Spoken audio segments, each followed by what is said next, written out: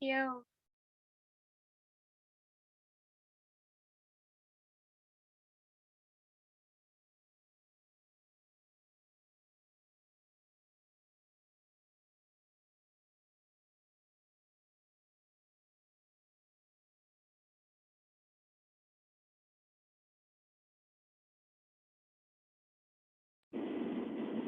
Hey, Mary, can you hear me? Oh, maybe she's on mute. Yes, I can hear you. Got me? Hello? Second, I'm on mute. No, I'm not. Can you hear me? I don't know what's going on. Now you can hear me. Now I can, yeah. I said, are you just without your camera, or are you not planning to talk either? I'm en route with I'm en route in my car, so I'm just, Oh, okay. when I get to my destination, I'll join in. Hop on, yeah. Yeah, for now I'm just gonna be Driving. Maybe we have a bad connection. I'll text you.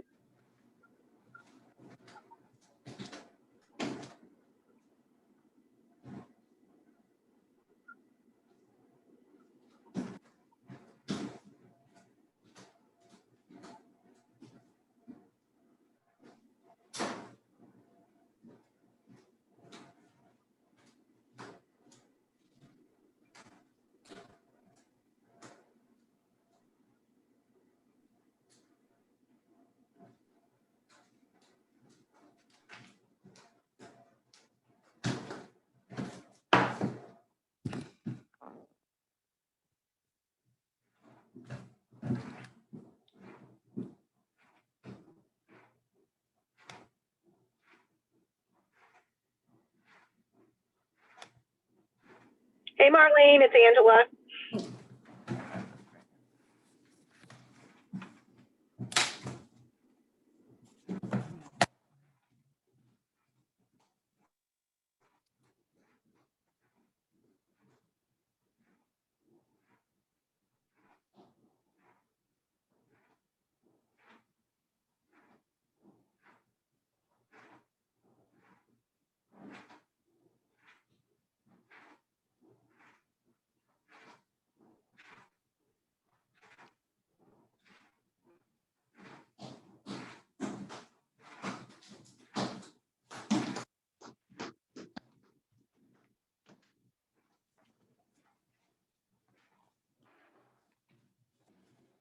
Hi, Mary. hello.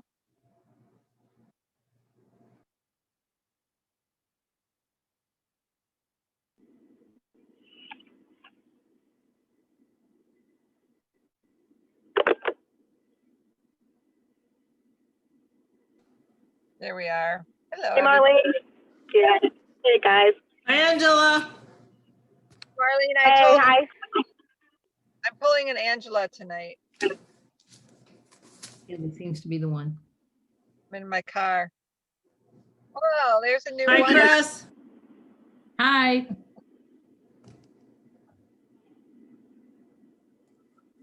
Hi.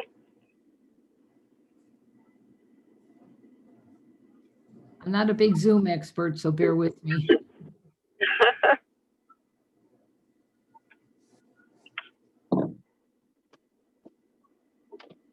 Supposed to check your mirrors before you go in there.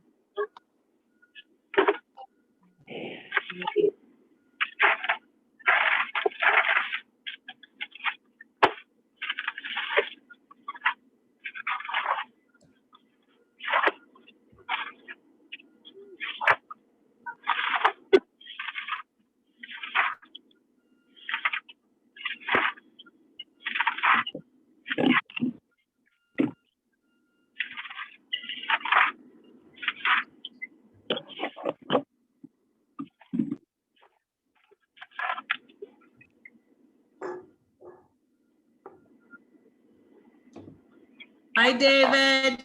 Hello, hello, hello, hello. Uh-oh.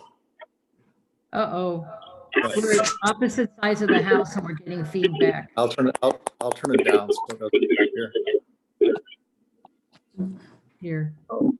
Oh, that's weird. I didn't unlock it and get in. That's good. I'm glad to get in. Hi.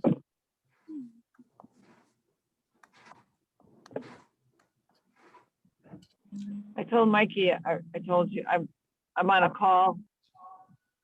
I think I'm muted. Be muted.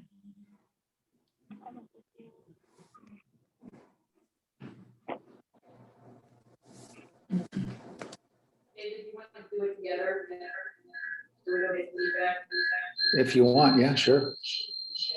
Let me come over there. Yeah, I think that makes sense. All right.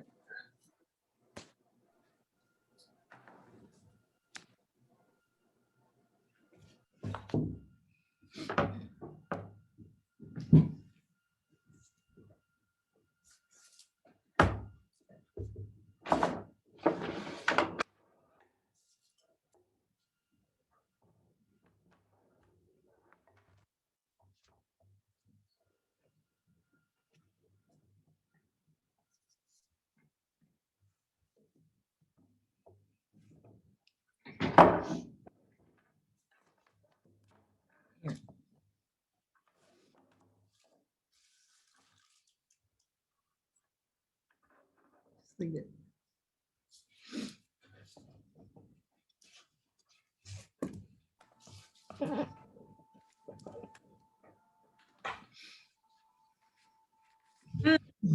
Where Monika is. That was a long commute.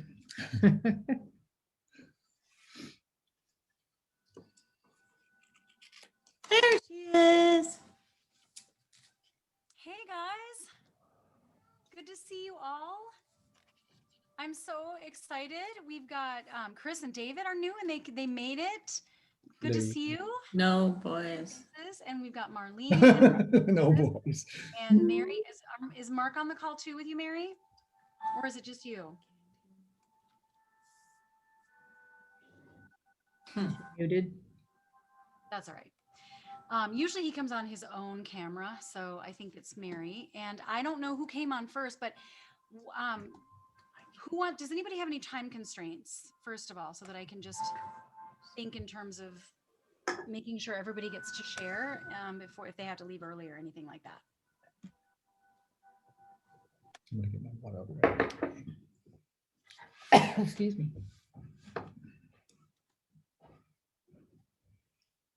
All right. Well, how about if nobody has any time constraints, who came on first? Who would like to go first? And Chris and David, I'll have Monika. you listen in for the first couple, so you can kind of see how we do the group call. Okay. Essentially, we start with a celebration, like what's going well. And, it could be a baby step. It could be an insight. It could be like for you guys, doing your coaching forms, you're on the call tonight. That's a celebration. And, it could be a thought process that you recognize as a little bit of a change or anything like that. Then we move into coaching for each person.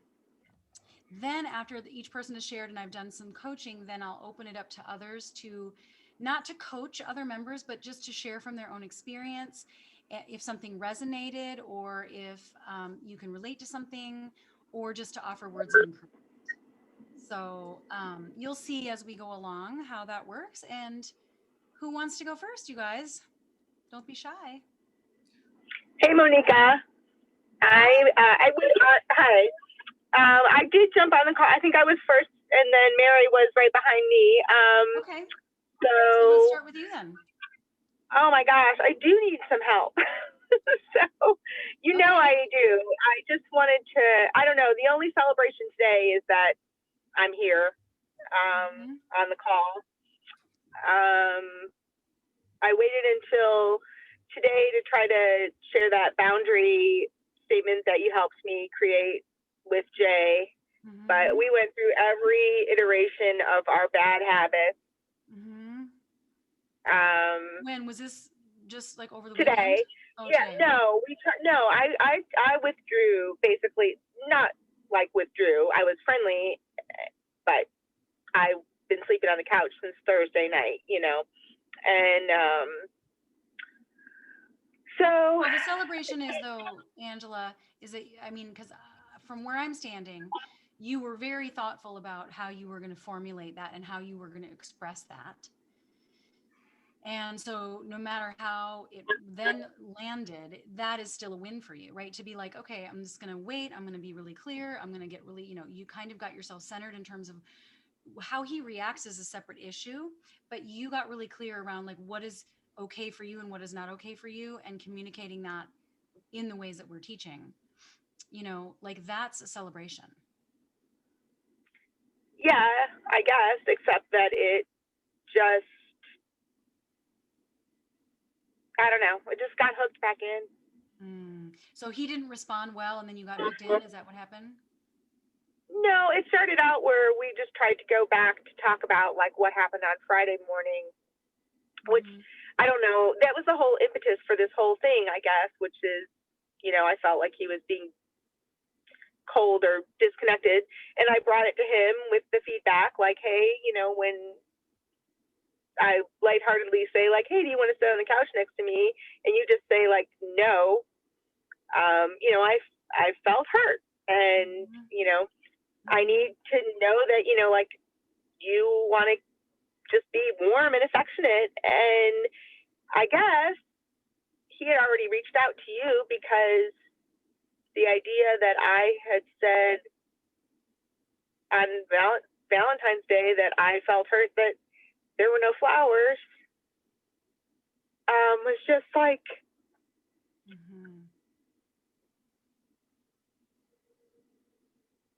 yeah.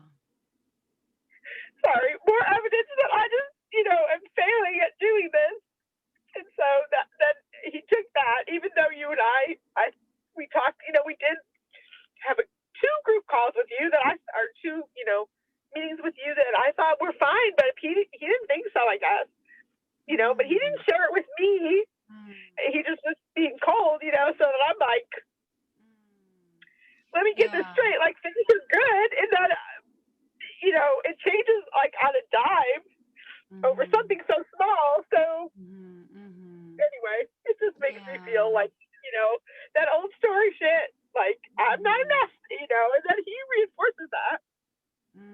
On Friday, he immediately starts down the, well, I don't know if I love you, and I'm only here for the kids, and I don't, all that stuff, which I think you already knew before I did because he called you and talked to you about it, so I just said, like, it's not really fair for you not to tell me that stuff so that I know what I'm dealing with from day to day. And he's like, oh, so when am I just supposed to spew this stuff out at, that I don't, feel the same way you do? And I'm like, I don't know why it takes like such a small thing. I mean, I didn't say anything bad about him. I didn't call him. I didn't do anything except do what you taught me to do. Right. And the so painful thing is that it's not having the impact. It's not landing in it. Like it's not a reflection on you, but it's incredibly disappointing, right? When you have this vision and this boundary of like, I'm really only going to spend time with people who cherish me.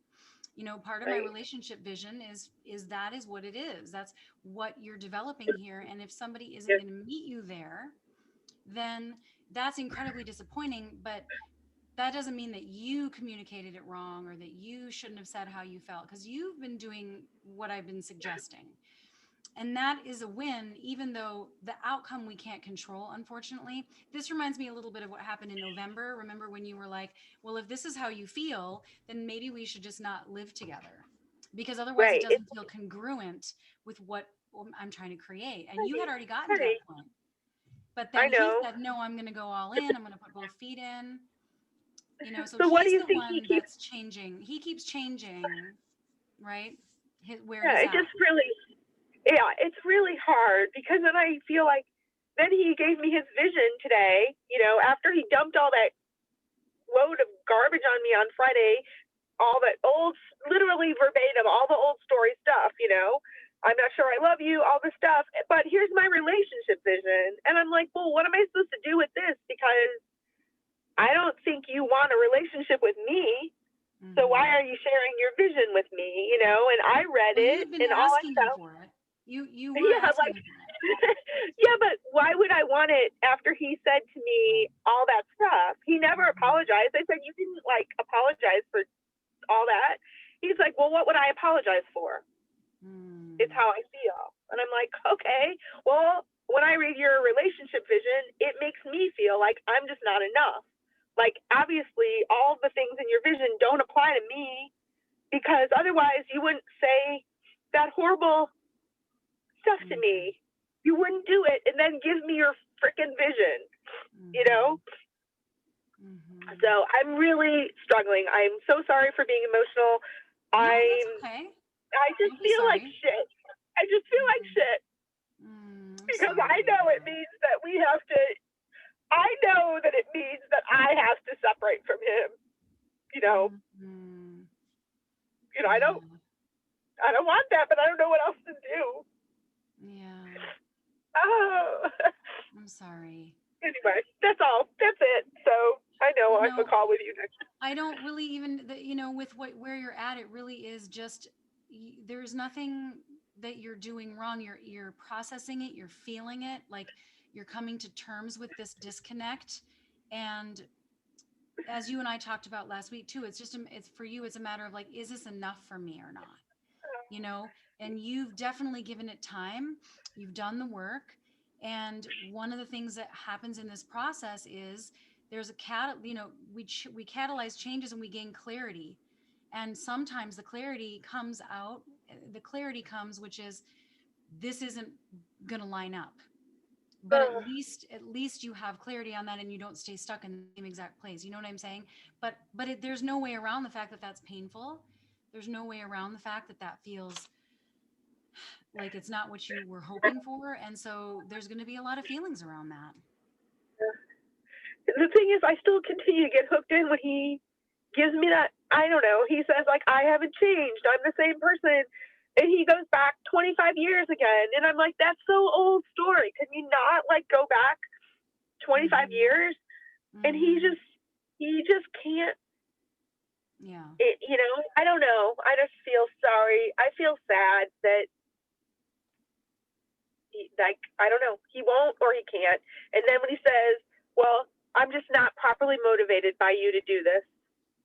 So that feels real good too. It's not up to you. Yeah, you're not, that's not what motivation is. Like, he has to find his own motivation. I know. Well, this is not enough for him. So. Well, it's not enough for you either. I know.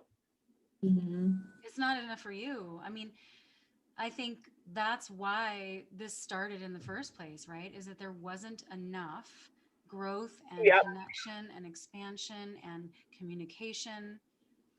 And if you had been okay with just living in that sort of dead zone of what feels really sort of uninspired and loveless, then you probably would still be, everything would be peaceful and fine, right? So, but that's not what you wanted to settle for. And that's a good thing. That's a good thing. And so you tried to raise the bar, you tried to catalyze some growth and transformation.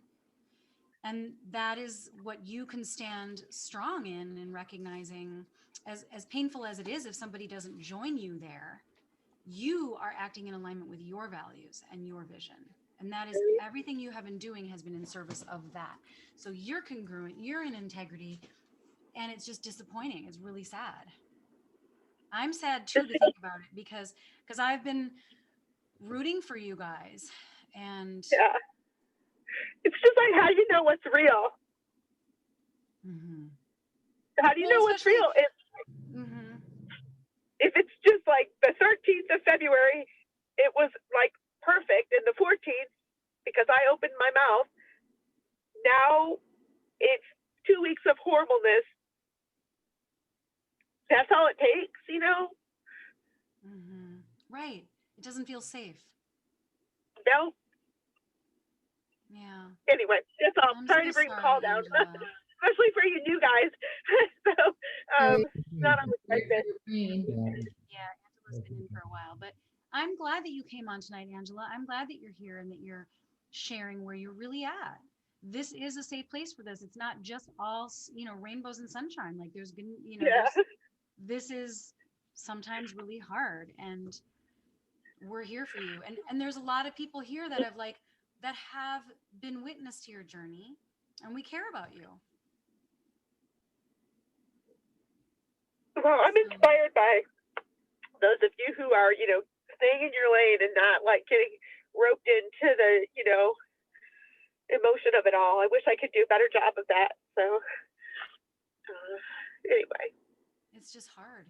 It's just hard. I mean, because he's acting in the old ways, and that's the trigger for you to act in the old ways. It's just really hard. And you've done a very good job. I think if you look at the big picture and you pan out and you have like a 30,000 foot view of the last several months, I mean, and if we were to like actually track the number of times that you could have gone down the old road and you stayed in your lane and you went down the new road, you're coming out way ahead, right?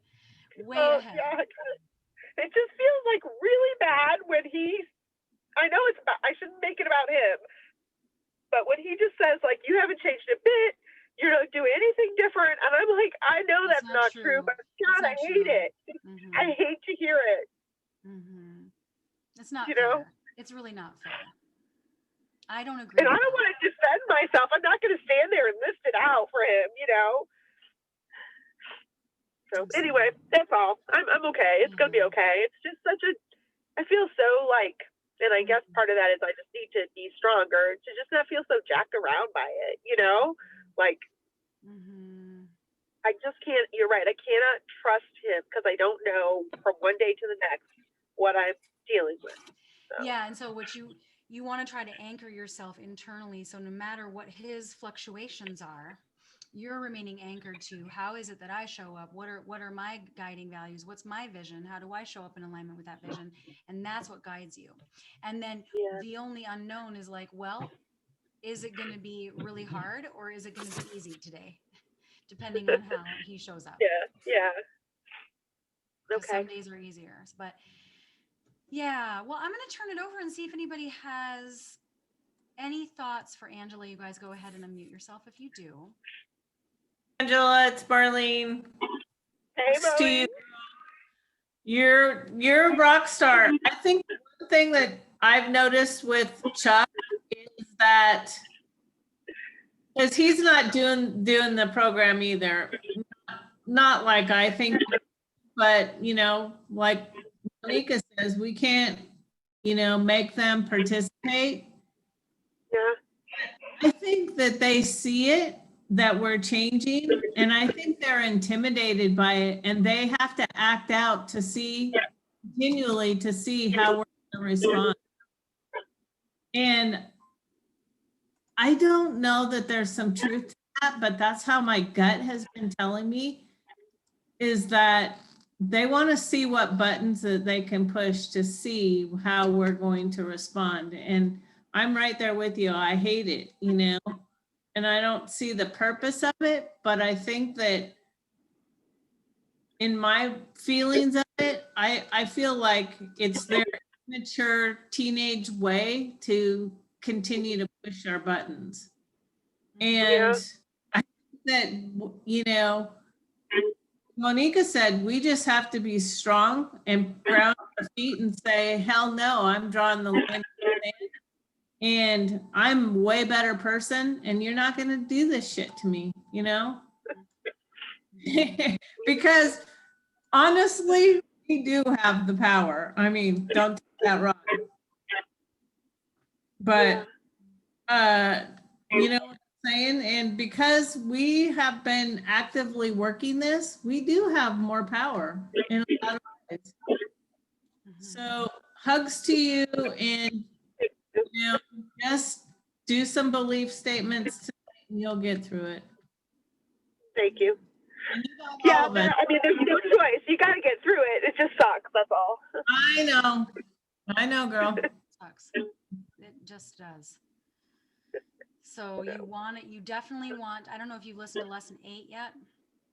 Lesson 8 is all about like clearing yourself emotionally. So, being able to move through the emotions without staying stuck in the thoughts that will keep the emotion trapped. And so lesson 8 might really help you just really feel everything fully so that it can pass through you and then you can feel clear and strong, you know, but it's not, you don't want to try to stuff it in. You definitely want to let yourself feel it all. But it looks like some other people have some thoughts they want to share too. So I'm going to go open it up again. If you guys have any more thoughts for Angela. Hi, Angela. It's Ron. Oh, hey. What I wanted to say was one of the things I heard you say was that, you know, because it's not working the way that, you know, you want it to work, that you anticipate, because he may not be doing his portion, that, you know, you're not very good at that. And I disagree. You can't judge how well you're doing based on where he comes to the table. Now, having said that, the other part of that is no matter how good you're at this, you know, I'm going to tell you right now, if somebody said those things to me, it would break my heart, you know, and if somebody close to me said that, to break my heart even more. So the fact I Really wouldn't hurtful. try to be easier on yourself about the fact that you're crying and that you're upset, because that's a normal reaction to somebody you care about, you know, basically making statements that devalue who you are and devalue that relationship, you know, and that's hard when you put so much value into that relationship. So yeah, you're crying and your emotions, there's no reason to apologize for it. That's just a normal human reaction, you know. Yeah. Like most people would behave in that situation. Yeah. Yeah, Mhm. I love that you said that, Rhonda. And that is really true for all of the work that we do in this program. The success of our contribution is not determined by the other person's reaction. Can I We say something? cannot use that as a measure. If they get triggered by it, if they don't respond well to it, they still hear it through the old story lenses. That's on them, right? And we know, like, I know I did that differently, and I'm writing that down, and I'm building references and anchoring myself within that. But it's still hard. But to be able to separate your identity and your integrity and your value, separate that out from the outcome, you know, because we control the input and then we see where the chips fall. But if you're putting in the input that you feel great about, then that's the win right there. It doesn't mean you do it 100% perfectly all the time, because we are still going to get triggered. That's part of the journey. Right. Well, by the way, I read almost all of Untamed too, so I'm reading it. What's You told me that? to read that. I said I've read almost all of Untamed by Glennon Doyle. Isn't it It's good? like 2 starts through. Yes. Yeah. So I'm going to give that to everybody I know as soon as I'm done with it. It's really good. Yeah. Okay. Any other thoughts for Angela, you guys? I have one, Monica. And Yeah. the thing is, you know, what drew you to this program was probably the same thing that caught my was this is a program to improve you.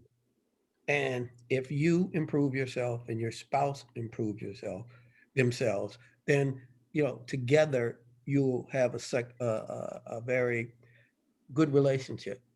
If his interest is not in going through this and in not in reaching the goals that he should be interested based on the guidelines, then there's nothing you can do. But if you improve yourself, continue to follow through, in the end, you will be a better person. Whether and you know, so and if he you know, one of the things that intrigued me more about is I've noted slight changes in Rhonda, and it actually makes me want to compete with her to even do more.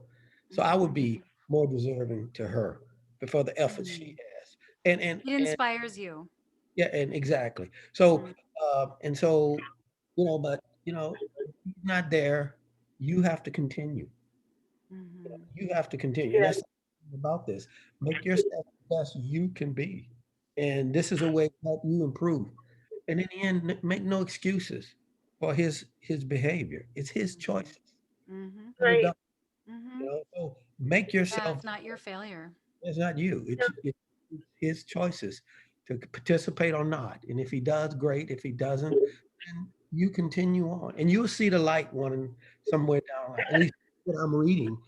Monica, I'm supposed to see light, right? Yeah, that's definitely part of the journey. Yeah. And so, Yeah, it's just we literally were having this conversation like literally I left the house just now from the middle of the conversation too, so that's why it's so fresh to me, you know. So It's okay. It's okay to be upset. It's okay to cry. It's okay to do everything you're saying and be, but know that, you know, this is a good choice for anyone, at least my opinion. And I'm not, you know, I'm not getting any kickbacks, Monica. thank you. Yeah, I thank you didn't for pay that. him to say that. Yeah. Yeah, keep up the good work, Angela. We are so rooting for you, and I'm proud of you for just staying the course the way that you have. You've been tenacious, you have been determined, you have been self-reflective, you've taken ownership over the things you've changed your habitual responses through sheer force of will and practice and repetition. Like, you've done the work. And I know right now it's hard to tap into that, but if you just write that down for yourself tonight and just do a little brag, just do a little bit of, anchoring in what you can feel good about, it will help you separate yourself so that it feels like this is disappointing and it sucks and it's painful, but it's not a reflection on somehow that I failed in some way like that. It's changing the meaning around that. Then it will feel, Right. it'll be painful, but it will be more like clean pain, clear pain, as opposed to, when how they talk about the wrong kind of hard and the right kind of hard. Right. Like I said, intellectually I know it. I just think I need to go through it. Like you said, let it go through me. Yeah, like I said, I know it. I do know it. I just wish it were different, but I know I can't control it. So yeah, thank you guys. Listen to lesson 8 and just go into the emotion of it. I don't think it's not a long lesson, and I think it will help just for where you're at right now. Okay, you can just skip ahead and watch that. All right, thank you. Yeah, I'm turning my camera off now. Okay. No worries. Keep us posted, Angela. All right. Now, who's next? Mary's driving, so she's listening for now. What about who came on next? Jen, I think. Jen, do you want to share? Or is this not a good time? Here, okay. Yeah. What's that? What'd you say? Okay, I'm at the gym. Are you able to hear me? Yeah, I can hear you. Oh, okay. Yeah. Yeah, I thought you were at, maybe in a public place because you had your mask on. yes, I'm at the gym. So I'm supposed to tell you a gratitude. Or something to celebrate, something that you Yeah. did this week that maybe you listened to a lesson or you practice one of the tools.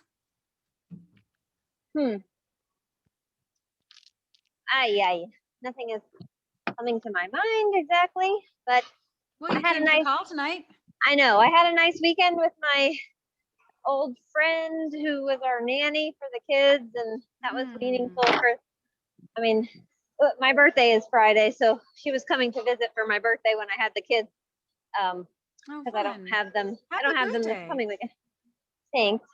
You can tell me 2 more times this week when we talk, but it's not till Friday. Okay. I thought you said it was last Friday. You're saying it's this Friday. No, it's this coming Friday, but I won't have the kids. So you're a Pisces like me, Jen. My birthday is next week. That's why you get me, maybe. I don't know. I'm not really into all that astrology stuff, but I don't know. I feel like many people have tried to do this with me in some sort of form.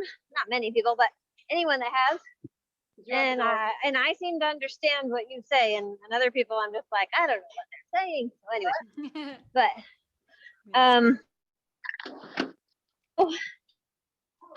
so you had a nice time with your friend, and you actually sound like you had a nice time with this adjustment with the kids not being there for the whole weekend. Sorry, I think our connection is not good.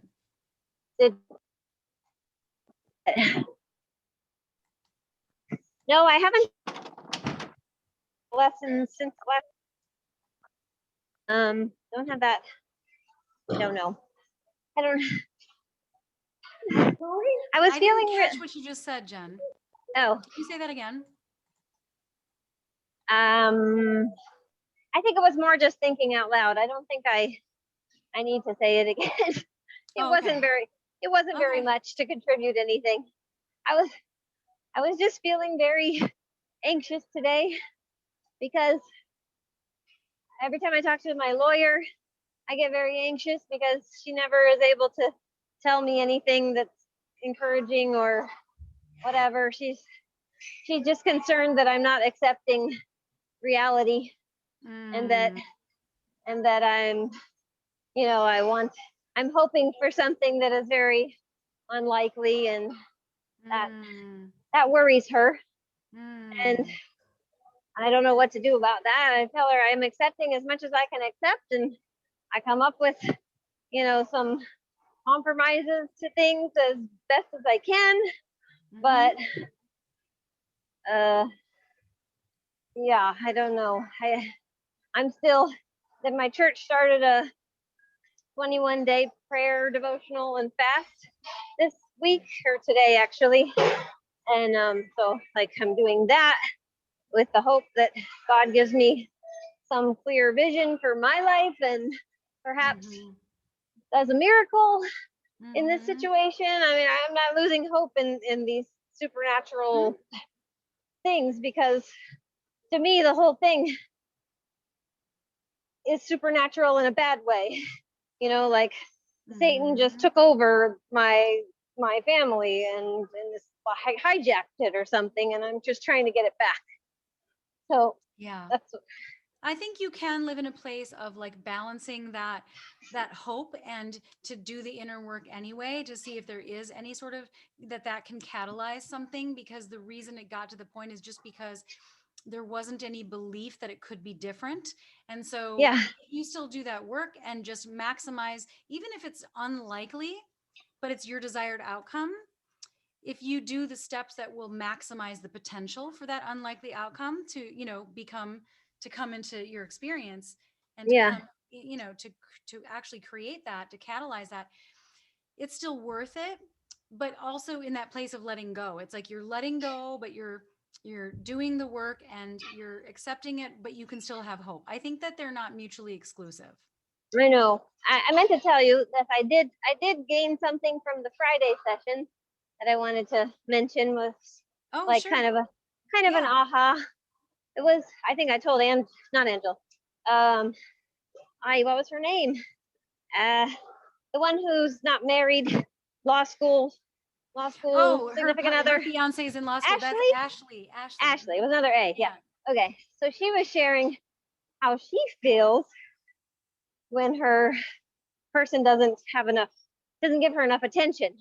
And it was very similar to, I think, what my husband has been experiencing for however long, because it's kind of like that dynamic where, you know, her person is you know, he's so busy, and it's not that he doesn't love her, it's just that he's got so many other things to do, and she feels like she starts telling herself he doesn't love me, he doesn't care about me, and that's all the stuff that my husband has convinced and eventually know that I love him, or that I need to make him feel that way. Years of that now. And she said angry, and he would get really angry coming from in a healthy way. She did say that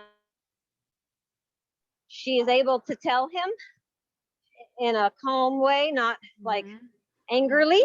Yeah. That he's always very like, I want to spend time with you, and I want to figure out how we can make this work, and I think that's what I would like to be able to.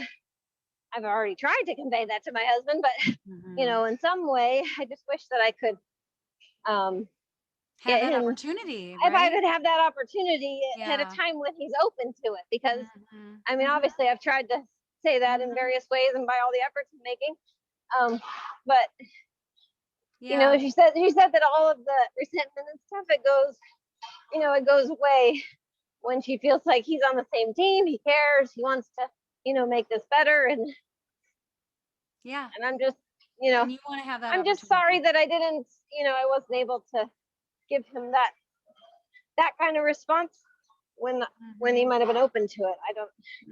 I don't know. Yeah, I that's didn't. hard. I mean, that's part of, when we do this work, sometimes we go back, we look back and think, oh, I wish I would have done that then, right? But it's like hindsight 2020. You can't know what you don't know. Yeah, And I think I did give him that response, but I wasn't able to like make a significant, lasting change that, you know what I'm saying? You know, I would say that response, you know, I'd always say, oh, I'm sorry. I'm not that good at balancing all these roles, you know, being mom and being a wife and all that. And, you know, I'm trying to do better, but it just was not like, I could never perfect it, obviously. And and he gave up. But you still have, I guess get to learn these tools, and you still get to learn just these being ways able- of communicating that you can still use as he will still experience the changes because you're co-parenting still. And sorry if I cut you off, because I think there was a delay there and I thought you were done. So I'm not sure if you can hear me, but I think in the moments of just co-parenting and collaborating, the changes that you're making are going to come through. They're going to come through even when you're not talking about the relationship. Just in the way that you might be collaborating or the way that you're communicating has already changed. So I really do think that it will create curiosity potentially, you know, whether it's too late for him or not, we don't know. I can't make I know that you still have the opportunity it's to too stuttery. exhibit the changes. That's okay. You can listen to this later. I'll put this I in don't the know. chat box. My reception. I think it's your reception. Yeah. Because I'm hardlined into the wall. I'm not on Wi-Fi, so I'm pretty sure it's not my connection. Can you guys all hear me? Get it off.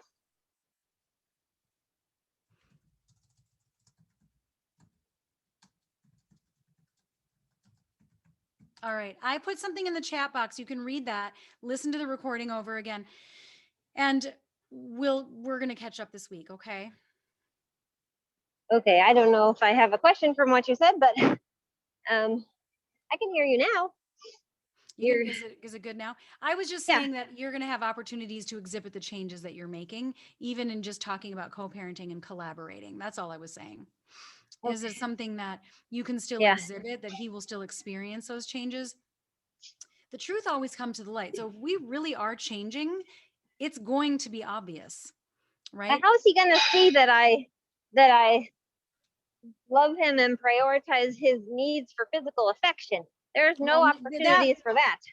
Right. But he will see that you are listening to him more, like when you have these interactions and you're not trying to make him wrong, or you're not trying to argue your point. You're like more, all right, well, given that that's how you feel, how can we find a solution that, you know, you're being more cooperative and accepting of what he's saying than you used to be. Like those are things that matter. Okay. You know, the mindful responses that you've been giving, you know, really thinking about, I don't want to say this in a way, whether it's text or email, I don't want to sound the way that I used to sound, because you're in that pattern interrupt and you've been doing that. So, you know, we'll see where this takes us, but either way, you're going to be better for it, Jen. Yeah. Okay. I just feel like the easiest, simplest solution for my practical brain would have been for him to just tell me what he needed. And then I said, okay, let's put it on the calendar. Every morning I give Pat a hug. Every night before I go to bed, I give Pat a hug or a kiss or whatever. And then we see where that goes. And I know that seems stupid to have to put that on a schedule, but like that would make sure that it got, you know, that it was like a priority enough to happen. Yeah. The same thing as reading our Bible together. You know, we would prioritize that, but then times it would, you know, not happen, and God's supposed to be first, my husband's supposed to be second, and I could just structure my life to reflect that easily. That seems like such an easy solution to me, but now it's too late, I feel like. So I don't know. I know. Yeah. Okay. Yeah, I feel that. Just that if only we could just rewind, right, and go back. Yeah. Yeah. A lot easier than all this nonsense we're sorting out with legal stuff. A lot easier. Well, keep doing what you're doing, Jen. Keep going through the lessons. Keep coming to the calls. Keep being mindful in your communication. you've already had some wins in terms of like figuring out the weekends, and it hasn't as bad as you thought it was going to be. So I think that, you know, you're doing it. You're doing it. What's going to happen to him, we don't know, but I see the changes that you're making. Thank you. Yeah, you're welcome. I'm going to turn it over and see if anybody has any thoughts for Jen. You guys go ahead and unmute yourself if you do. And then we'll move on to Mary. Any thoughts for Jen, you guys? I have a thought for Jen and Angela. It's easy to say shoulda, woulda, coulda, but that wouldn't put you where you are now. And where you are now is in a growth spurt or a growth area. And it is very hard. I know it's very hard to go through separation. I know. But don't give up, because, you know, there's this saying that first they'll make fun of you, then they'll call you names, then they'll see your point. You know, there's in the dance, there is the pushback. And if you can make it through the pushback, you may find out that the dance is better. That you'll both be wiser and smarter, but it is hard in that interim. It is hard, and it is hard not to feel rejected, and it's hard not to think that you did something wrong when you were being you. It's not wrong to be you. It's just now you're going to be a better you, and maybe it'll work out, and maybe it won't. But it's I just don't regret. Don't regret where you are, what you've done, who you are, because all of those experiences is who you are, and that's our journey. Everybody has their own path to walk. Right. So hang in there. Yeah, that's very wise. Thank you, Mary. I'm not trying to coach. No. I didn't hear it that way, but I agree with what you're saying. Okay. It's very easy to regret. It's very easy to beat ourselves up, but it's like I said, you can't see what you don't see. And then when you see it, well, only then can you do something. And there's a reason for everything. We just don't always see what that is. And if it means, you know, there's okay, so I'll take my turn. So I'm celebrating that I'm starting all over with this program, because I've listened up through, I think, lesson 8, and I'm like, yes. Oh, this is so good. Oh, yes. And then I was like, but Mary, where are your notes? Oh, it's all up here in my head. It's all so good. It's like, then I went back and I re-listened, like in lesson 1, take notes.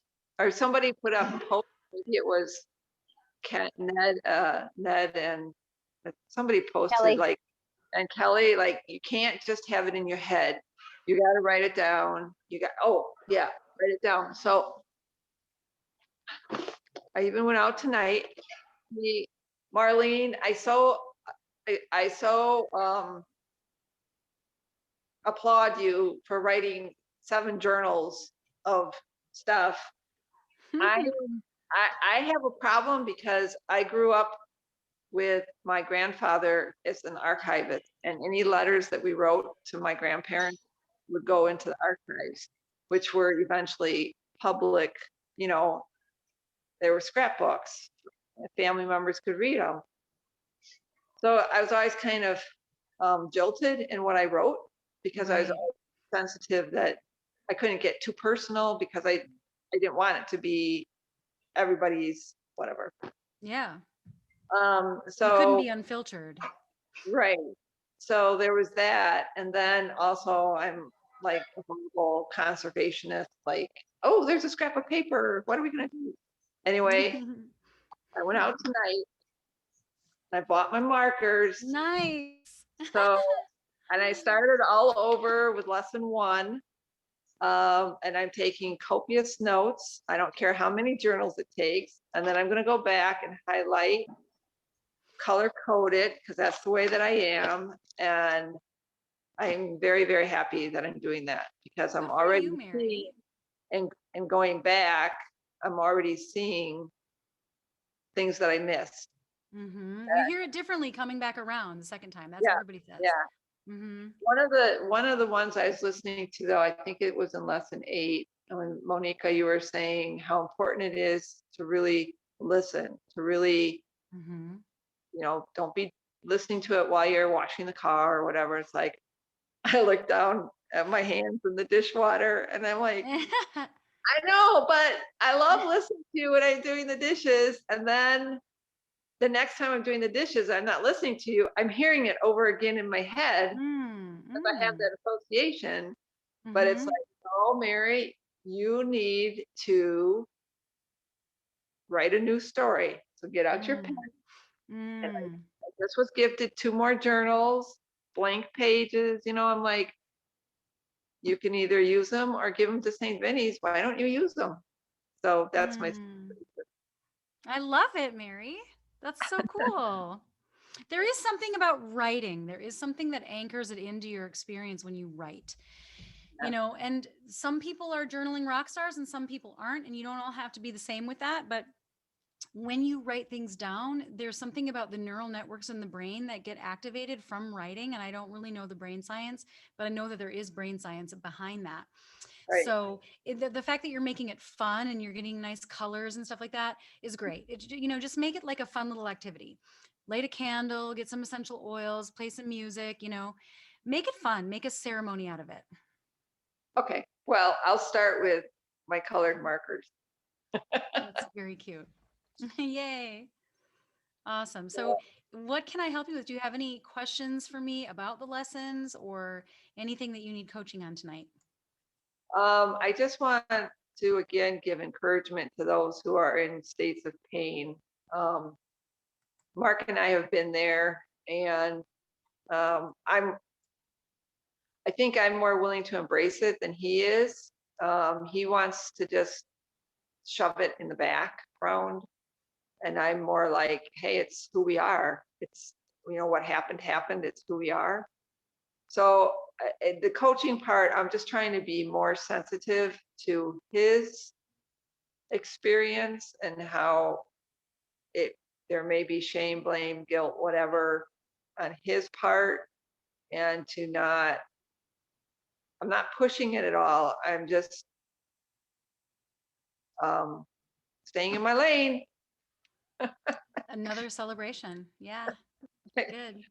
So yeah, I wish he could be on the call. He's making himself busy with work, which is good. We had some unexpected expenses this quarter, so it's all good that way. But he can always listen to the recording later. I know, we're 2 different people, and I just have to keep accepting that. And as I was listening to Angela, and my heart was breaking, I was like, Angela, you're Angela, and Jay is Jay. And maybe the 2 of you, you know, maybe Angela, you can get next door by going next door. And maybe Jay needs to get around the block to get next door. You know, don't sign it off. Jen, don't sign it off, but do what you got to do for you, you know. But I just, having been in that dark tunnel, I just hope that people can come up. And Chris, thank you very much for your input, because that was right on. So anyway, I'm rambling, and there's lots of people involved, so I'll let somebody. Not at all. Not at all, Mary. Thank you so much. I'm so glad you came on tonight. And I'm excited for you going back through again, and you're just staying in your lane and you're just doing it. You're doing such a good job. And that moving into that place of acceptance around differences is not an easy thing to do. It really isn't. Yeah. I think it was Brene Brown that said that, like, we're drawn to our spouse because of all the ways in which they're not like us, and then we want to make them like us. It's kind of a human phenomenon. Yeah. Good job, Mary. I'm going to turn it over and see if anybody has any thoughts for Mary, anything that resonates, any words of encouragement or anything like that. Go ahead. Mary, you're awesome. I'm proud of you. I wrote a thing for your journal in the Facebook group today. It says, have you written something lately? What is special about me? What is about me that's unique and different? And what are the strengths I have that are going to allow me to make a bigger difference? So keep journaling, girl. And remember, you can write anything you want. It can be even naughty it can be good, it can be whatever you want it to be, but keep going. And I love it. I'm so proud of you because we are all on this journey together. And I was thinking today how exciting it is that we could be lifetime friends through this group. And that's really a cool treasure that we have. So keep going. Thank you. Thanks, Marlene.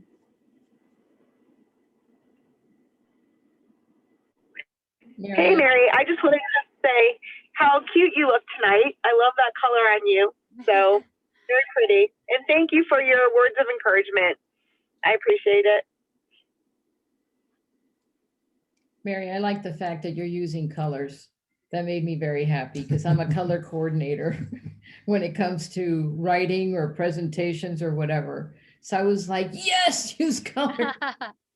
Do you have some too for your journal, Chris? I'm not much of a journaler. I think I okay. probably need to start, but as I get older, I realize I need to write things down more because I don't always remember. I've noticed that too with myself. Like I used to it would just stay right here. But now it escapes me. So I do have It does. And not only, for example, a note that you're taking based on the content, but also my experience of that. What was I thinking at the time? What thoughts crossed my mind? What familiarity or differences there were to it? So I think we were just kind of laughing, looking at each other. And, I've always encouraged him. He has a really poor memory. So, writing things down helps. So I think both of us need to be journaling, it would be interesting to see how different they are from the same content. I go into the store and I forget my mask and go back out to the car to get my mask. And then I go like, why am I going to the store? I am the same way. I totally get it. Yeah. Wait, I'll go upstairs and be like, why am I up here? I forgot like why I'm here.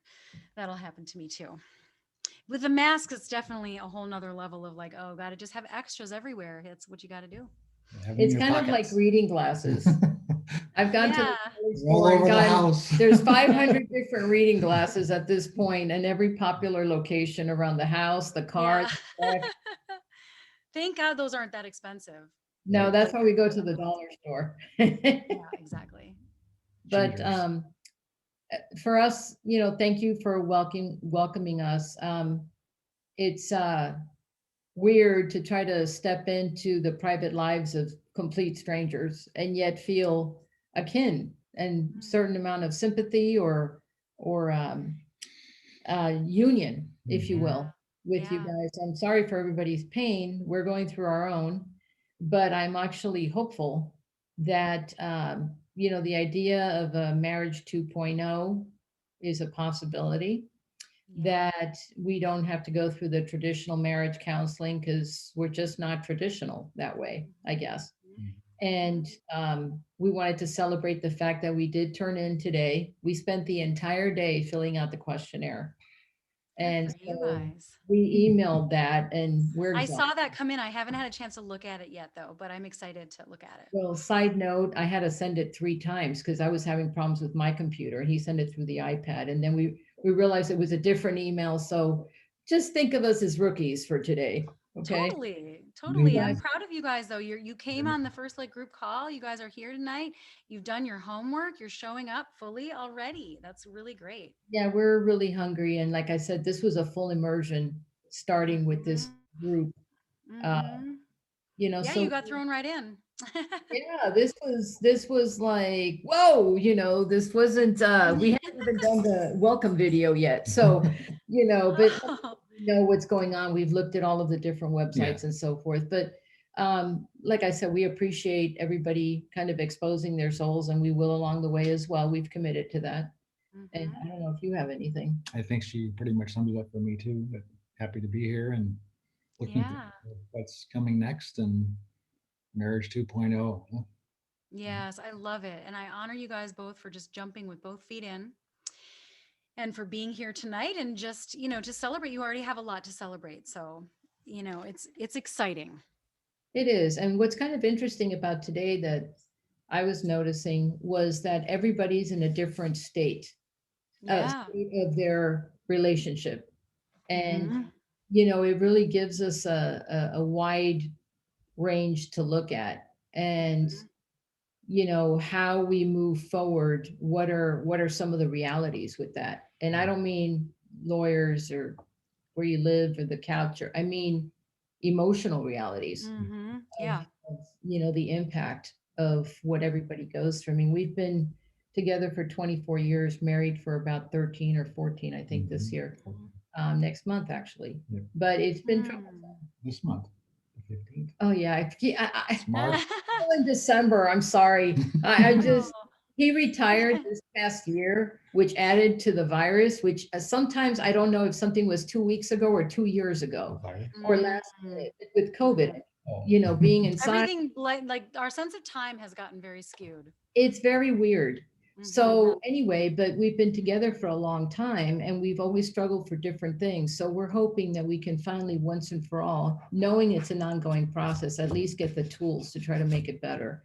And there are good days, there are bad days. And I won't lie, today was a bad day because I mean, he was extremely anxious about starting this. And I kept pointing out, Monica, the one requirement was courage. And, you know, I see you guys with courage, just the way you're talking about it and what you're trying to do and trying to not look back, but look forward, however difficult that might be. So thank you again for sharing. I can't underestimate that, understate that. I kind of check out sometimes when stuff's going to be stressful or I perceive it as going to be stressful. And I kind of check out and kind of lash out and, you know, like, yeah. And then once you kind of get into it, you're like, oh, well, this ain't so bad. And what was I thinking, you know? Yeah. Sometimes it's like what we anticipate is worse than what it actually is. And Yes. with how I kind of am anyway with some of my other crap I have, that's just, you know. It's like that. Well, you're going to change that in this program, which is going to be great because you're going to get to change your beliefs and your any thought processes that don't serve you. We can actually recondition and start to anchor in some more positive thinking so that you can feel more balanced around stuff like that. So that you recognize it and you're like, oh, there I'm going again in that place in my brain where I'm like assuming the worst or assuming that it's going to be terrible, but maybe it feels unsafe. A lot of times when we have anxiety, it's a feeling of not our body's in fight or flight because it's not an intellectual thing, but on some physiological level, we don't feel safe. Entering into the unknown it feels scary. And so, I honor you guys just for being here tonight and doing the homework because you're right, Chris, it takes a lot of courage just to show up here for the very first time. Everyone knows how that is when you first come on your first group call. It takes courage. It's like you're going to show your face. We're all talking about personal things. You don't know, you know, it's just, it's anything unknown can be scary. So I honor you both for being here and being honest. And you'll see it as a really safe place. It's a wonderful supportive community. That's one of the things I love so much about getting to work with all you all, because everyone here is, you know, just committed to the journey and really supportive, and there's so much compassion and there's no judgment in this group, you know, because everybody's at a different place. People have different, you know, religions, they might have different values that guide them, but overall the principles that we teach are the same, and we're finding the commonality in the experience, even in the differences. And that's what's so great. That's what is therapeutic about the group, that is more than what I could do in a one-on-one. So yeah, that's great. You were going to say something? No, I just was gonna. Before, You know, I was just gonna say I need a shot collar for myself. So you can go. no shot. I was going to Okay, say I'm okay now. he tends to reference what I call the anonymous they. So you can say, well, what do people? What do you know? And I call them the they. And this is an actual non-anonymous specific group of people that you know what I'm saying. The specific thems, you know, the specific that you can actually interact with and say, what would you do, or what do you suggest, or you know, other than our relationship with you, Monica. You know, it's a different perspective added without making assumptions about what the anonymous they would think. Exactly. It's a resource for you guys, for sure. That's real. It's not a projection, you know. It's not, some mythical, some sort, where you can just project onto this, like, it's not just anonymous, but it's vague. There's no face behind it. Right? It's like an anonymous bell curve. Well, what's in the bell curve? I don't know. Yeah. Right, right. Yeah. It's real people, and you get to hear some themes through different people's experiences. So you might hear somebody else share something where you're like, I really understand what they're saying, or, from what they're sharing, now I understand my spouse better because I've heard it through their eyes. There's just a lot of insights that you can gain from specific stories and shares from the people in here. So I'm glad that you're finding that to be true already. Because what I say to people is, just come, just check it out, feel it out, see how it feels. And I always tell people, give it at least 3 group calls before you decide, no, the group thing isn't for me, because most people end up liking it. But sometimes it takes time for people to dip their toe in, and feel it out a little bit. But I love how you guys jumped in. So I celebrate you. And I'm just going to turn it over to other people. If anybody has any thoughts for Chris and David, any words of encouragement or anything that resonated with what they shared, and then will you keep us posted in the Facebook group? This is We Mary. post our celebrations in there as well. This is Mary. Congratulations and welcome. Thanks, Mary. Thank you. I tend to get a little biased, thinking that age has some wisdom to it, looking at the composite of the group, but I think you've made a wise decision, and welcome. Thank you very much. Thanks. Thank you. Yeah, you're in the right place.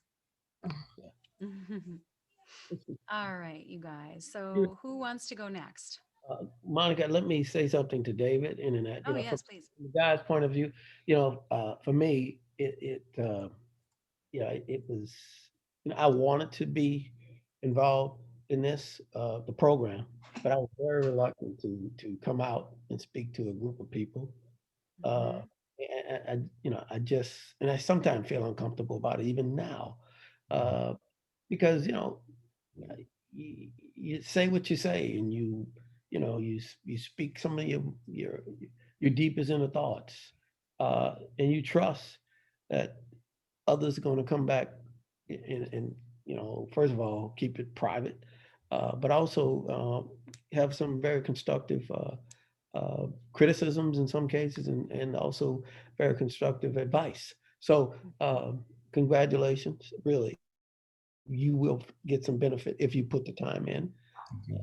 And so, I wish you all the best, both of you all. Thank you. And I think there's another guy. He What has did you say? Over 24 years of relationship, 13 years of marriage. Yeah. He has 5 sisters, so when he logged on, I know he was thinking, "Oh no, it's all ladies again." Oh, So he was well, very actually, there are some men in this program, and on Fridays, it's going to be, it's not going to be men only or anything like that. It's always, open to everyone. But I think Ned and Kelly are doing the Friday call. And so there's a guy coach, which is just nice for the men to join, because he's a man that's done this work as well. And they're kind of a husband and wife team. So you guys are welcome to join on Friday group if you can. It's from 1 to 3 Central Time. Yeah, I think You'll get reminders too. I think it's on the calendar already. So thanks. Oh, good. All right. Any other thoughts before for Chris and David? Otherwise, we'll move on.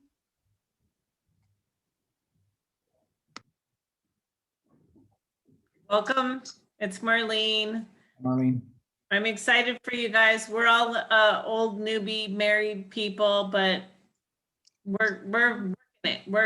We want something better for both of us and all of us. So congratulations. And yeah, it's kind of scary, but you'll get through it. Thank you. We Thanks. Appreciate that. Thank you. Yeah. Well, Marlene, do you want to share since you were just talking? Sure. You guys is Marlene, and then we've got Chris and Rhonda. Sure. I was going to kind of feed on to Jen's sadness.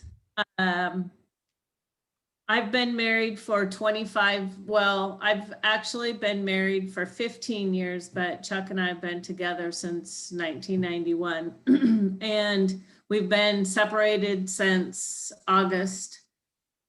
And we have in the last month or so spent a couple days together, which has been enlightening and scary on the other side of it, because we too both have bad habits. I've been working the program pretty consistent. I haven't gotten as far on the lessons as I wanted to, but that's still good. But today my celebration is I have moved 5 hours away from him, and he called me yesterday and said he's driving 5 hours to see me for 2 days. Oh, nice. That's exciting. We're going to do one-on-one with Monika tomorrow together, and I'm excited for it.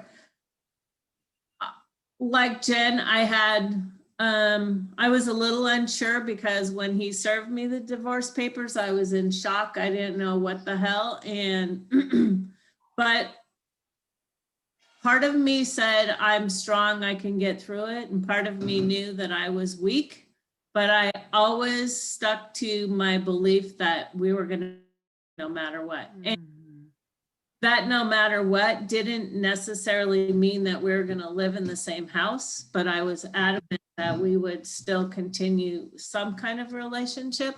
And you have. And I have. And I'm not giving up on that at all. I'm hopeful that one day, we'll get this all figured out, but I'm just going to keep being me and keep plugging along to be the best that I can be. Because it's not just his and I relationship, but it's also our kids' relationship and my friends' relationship, for me to be a better person and to look at my life in a different way. So that's contribution for tonight. That's amazing, Marlene. You've been so strong. Thank you. Because there has been so much up in the air, and you're just taking it 1 week at a time. It's very difficult to stay so strong in the face of the unknown and the uncertainty.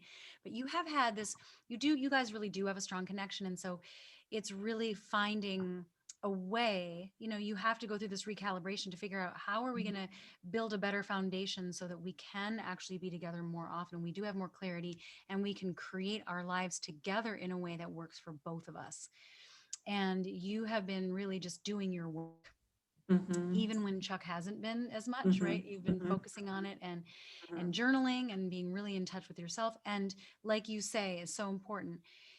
The work that you do in this program, it does have crossover. It has crossover into family relationships. I hear a lot from clients too, that it helps them in their work relationships, some of the tools that they learn about communication and things like that. So, either way, you're coming out ahead.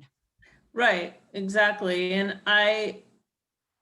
I'm realizing and feeling a different sense of clarity about, like today I realized I'm, house sitting at my friend's house. And for the first time, I love it and I'm grateful, but I don't have to be here. I have my own house. You know what I'm saying? So I had this feeling of, okay, why am I really here? And what is my purpose for being here? And what is the best thing that I can get out of it for me?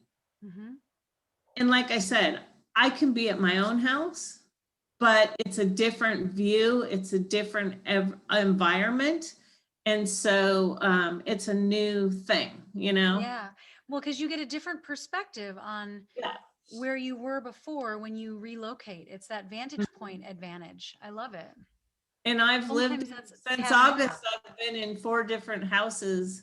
And so it's been really weird and very, I go back to my house, like I went back the other day and I drove 6 hours to drive back to my house. And I was there for, I don't know, maybe an hour and a half to get some stuff. And I was like, I really miss my house, but it was okay to go and drive another 3 hours back to another house. It was kind of weird.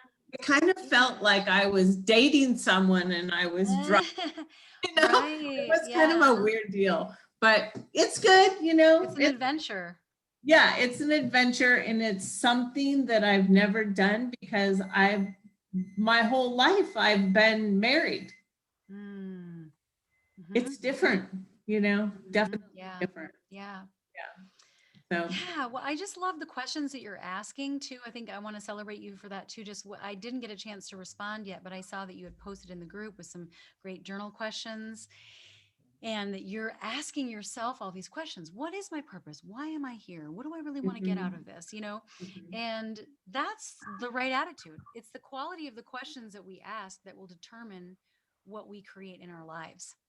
And Right. those are the empowering questions. Those are the catalyzing, expansive questions that help us discover new things about ourselves and also lead us to, if there is an area where it's like we need support around, living the question will help us get there and recognizing this is what I need to ask for, or this is what I need to work on. And so it's just really exciting. It's great. That is so true, because in my life, being married since I was 17. Oh my gosh. I've been a wife, I've been a mom, I've been a sister, I've been a, whatever. And who am I? And I didn't know who Marlene is, And so this has been fun to try to figure this out. Who am I and what do I want to do and what do I want to have in my life? Yeah. So exciting. Yeah, I love this program and thank you so much. I can't say enough. And like I said, you're so welcome. I'm excited because I really feel that all of us are on this journey separately, but together, and we are be friends for life, probably, when the program, I'm hopeful. But yeah, because everybody, once you complete this program, everybody goes into the quote unquote graduate Facebook group. And so people stay in touch over there. Yeah. Cool. Yeah. So thank you. Yeah, you're welcome. Thank you, Marlene. What a wonderful celebration. Is there anything that you want coaching on, or just, are you good? No, I'm good. I'm going to get my coaching tomorrow. Okay. Sounds good. Whatever that is. I don't know. Something. Think of something, some challenge for us. Okay. Will you think of some challenge for us? Well, I would love to hear, maybe I'll send you guys an email, but if you're going to talk to Chuck tonight, you can let him know. I would love to hear from each of you what you would want as your ideal outcome for the session tomorrow. Is there something that you need to do? Okay. Is there a topic you need to broach? Is there a conversation that needs to have? You just want to have a general check-in? Let me know, and then that'll help me design that for you. Okay. Okay.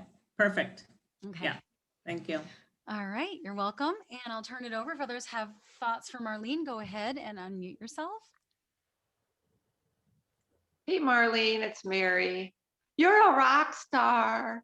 No, I just want to thank you for so eloquently expressing what those of us who have gone through separation have, what we've traveled, in that separation, you do say, oh, yeah, it's me, myself, and I, and then it's time to do things for me that's wasn't ever really on the agenda, because we were being wife, mother, daughter, whatever. And in the separation, and this is what I hope for Jen and Angela to maybe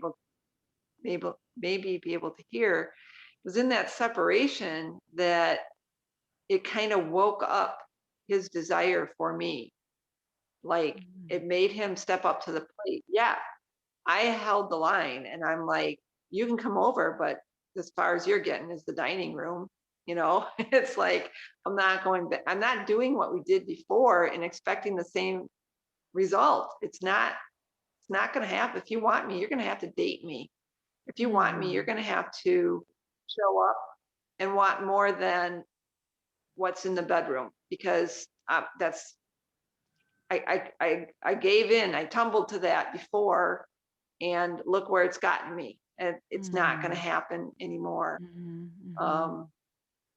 And coming out on the other side in this program, staying in our lane, the affectionate physical part is starting to come alive again, because we are being authentic to ourselves, which I'm hoping for Jen and for Angela that as their partners see that they are being authentic to themselves, that that's the person that they desire, Yeah.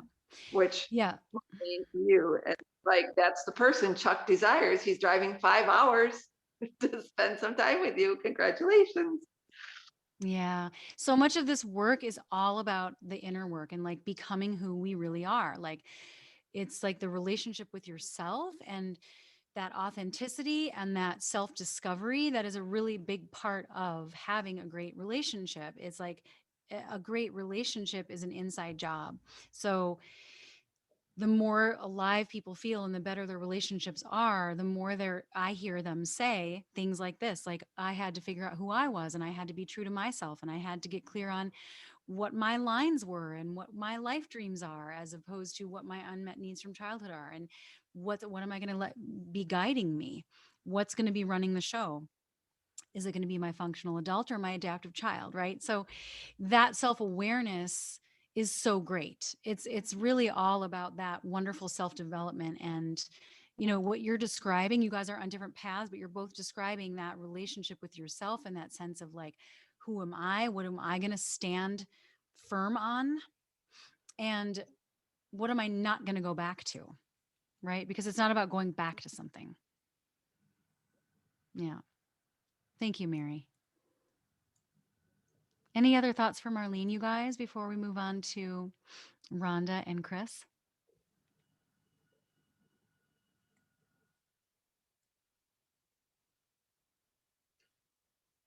I'm glad to hear, Mary, too, that the affection is coming back. That's great. That's great news. That's a great celebration, too. All right, Rhonda and Chris, you're up. I got you muted. Now you're unmuted. Oh, okay. Rhonda, keep muting. I can hear you now. Yeah, good. Yes, we Let's start with a celebration. What's going well? You're both smiling. Yeah, we decided that well, we committed to this 100-mile trek on earlier in the year, and we finally finished it. But we've also enrolled in this Australian 147-mile. It's all virtual, but every so often you get a postcard that gives you a description of where. And the plan is once we finish, when all this COVID stuff is done, we'll be able to travel to that actual area. Yeah. Oh, that would be amazing. Yeah, but and locally we're very fortunate. We have a lot of places within 30 minutes that we can walk or ride our bikes, and that's so we're planning to do that. And we both were inoculated. We both got the 2 inoculations for COVID. So in a few more weeks we'll be covered. So we'll have a little bit more freedom. Back into the world again. Yeah, but you still got to be careful because there's no way those of you, if you can be a carrier or not. So yeah, you might get exposed and still carry it around. And unfortunately, a lot of people are going to just get hog wild with it, and that's going to cause more problems. But yeah, so that was our celebration. We've been discussing, planning to when we'll do the next step in our, and it's something that we have to get done. And I think what it look like Thursday this week is the better day for us to do the next. Oh, I don't look at the calendar. Okay, all right. Well, no. So it's really up at this point. At least we're talking about putting it on the calendar. Yes, that's great. Got to get it on the calendar. That works for you. When you guys have it on the calendar, you do it. Yeah. Yeah. Good. What about you, Rhonda? What are you celebrating? Would you concur with what Chris said, or do you want to add anything? No, I would concur. I think the biggest thing about that is just that we set a goal, and even though we had actually an original time frame we were supposed to do in it, which we really super exceeded, but we kept going anyways because it started last June. But so we don't like to bike in the summer too much because it's too hot here. So so we kind of lost our track for a while, but then in the fall we started again. So the fact that we were able to make that 100 miles, even though we started late, and then was nice. And then now starting this new one. And That's awesome. I'm so jealous. We can't even bike ride yet here. It's like there's still snow on the ground and ice on the roads and stuff. this new program allows you to, if you do a still indoor and still bike, you can add that. Oh, that's cool. Treadmill or elliptical, anything where it's distance. That's not nearly as fun though, is it? No, we do most stuff outside because it's just, I mean, we live in Louisiana, so it's not like it's actually, this is the best time in Louisiana for when you can start going outside is when we start staying inside because it's too hot. Come June, June, July, August, you stay inside because it's too hot. So this time of year, from January to about May, June timeframe is the best. It's like 70 degrees, you know, maybe 80, but not too hot, not too cold. That sounds perfect. I am so jealous right now, but I guess the weather is warming up a little bit. It's supposed to be in the 40s later this week and even next week into the 50s. So that for us is spring. You know, that's like, woo, the snow's melting. Of course, it won't be over yet. It's only the 1st of March. I'm sure we'll have another blizzard at some point, but one can dream anyway. So you have the shared goal. You did it together. What else? What else is it? Have you been pretty peaceful? Have you guys been using your tools? I think that would be the other celebration. Things have been pretty calm. So not in like in a bad way where you're kind of ignoring stuff. It's just not much. Peaceful calm. Yeah, peaceful calm. Why do you think that is? Like, what is different? I don't know. I guess in some ways a lot of things, I guess, but mostly I think people just kind of owning their own stuff, and when you own your own responsibility and stuff, and you're, you know, it's much easier to stay calm about things, but also too that I actually think it's not so much easy to stay calm with another person. It's, for me at least, it's easier for me to stay calm and not get angry because I realize it's really my issue and not Chris's issue, that I'm just kind of reflecting onto him. So I think from my perspective, that's helped me a lot, is that I trying to separate, okay, what really is an issue I have with Chris versus what is just something that's my issue that I'm reflecting onto him because I'm either having a bad day or something else is going on, or, you know, because I'm anxious about something and that anxiety is going to project itself to the person nearest me. And since he's the person nearest me, he gets that projection a lot of the times. And so I've been trying to, I think, be better about that. It's not that it doesn't happen, but I'm a little bit more aware of it. And then that's awesome, Rhonda. That's really great. I'm a little bit more, you know, accepting of the fact that, yeah, he's right. He didn't do anything. But also, that's great. But also, you know, I realize that, you know, sometimes she'll do something and say something, and it's not my fault. And I mean, you know, I just have to say, hey, okay, so where did it go? Right. And does that help you feel clear though, when you're like, I know it's not my fault, so I don't even have to defend myself? Well, it does, but you know, my concern is what's going on for her. You know, what's happening there, because I want to be wherever she is for my spouse. I want to, if she's feeling so you good, can be curious and be like, what's happening for you right now, right?